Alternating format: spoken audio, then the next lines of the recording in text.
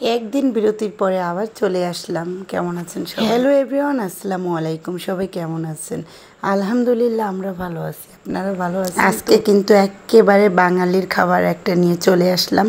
তো খুবই ফেভারেট, কিন্তু আসলে তেমন একটা খাওয়া হয় না, এটা সত্যি কথা। কিন্তু আমার খুবই প্রিয়, কিন্তু আমার একটু গ্যাসের সমস্যা হয়, এই জন্য আমি খেতে পারি না, কিন্তু আমার খুব ভালো লাগে। ডাল কিন্তু সেদ্ধ হয়েছে, আর আমি এখন বাজারের জন্য প্রস্তুতি নিচ্ছি।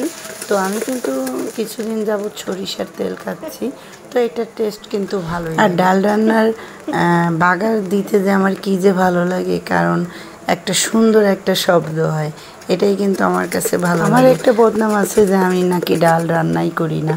তো আজকে ডাল রান্না করলাম, আসলে মাঝে মধ্যে করা হয় কিন্তু ভিডিও করা হয় না। আজকে প্রস্তুতি নিলাম যে আজকে ডালের ভিডিও করব। আজকে অবশ্যই সকাল থেকে আমি অনেক কাজ করছি।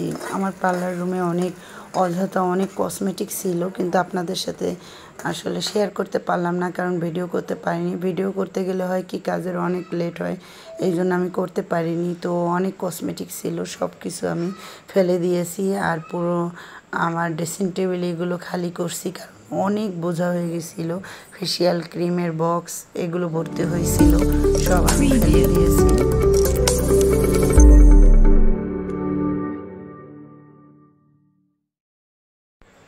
ডাল রান্না শেষ, আর ভাবতেছিলাম যে ছেলেরা তো, আমার ছোট ছেলেটা ডাল খায়, বড়টা খায় না, এই জন্য ওদের জন্য আবার ডিম ভাজা লাগবে। আর প্রতিদিনের রুটিন আবারও থালবাটি অনেকগুলো জমছে। তো আজকে কিন্তু ডাল রান্নার কারণে অনেকটা থালবাটি কম হয়েছে, আমি সবটা ক্লিন করে নিচ্ছি।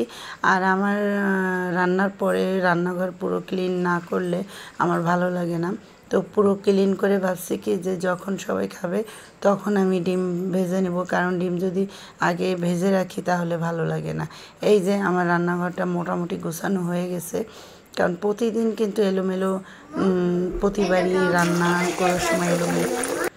এখন আমি ডিমটা ভেজে নিচ্ছি, আর ডিমটাও কিন্তু সরিষার তেল দিয়ে ভাজতেছি, যেহেতু এখন সরিষার তেল খাই এই জন্য। তো ডিমটা একটু আলু দিয়েছি, এই কারণে একটু বেশি হবে, মোটা হবে, আর আলু দিলে কিন্তু বোঝাও যায় না, খুব ভালোও লাগে। দুপুরে শুধু কাজ আর কাজ, কোনো বিশ্রাম নাই।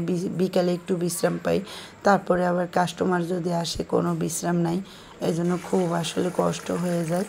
ওদের জন্য ডিমগুলো ভেজে নিচ্ছিলাম।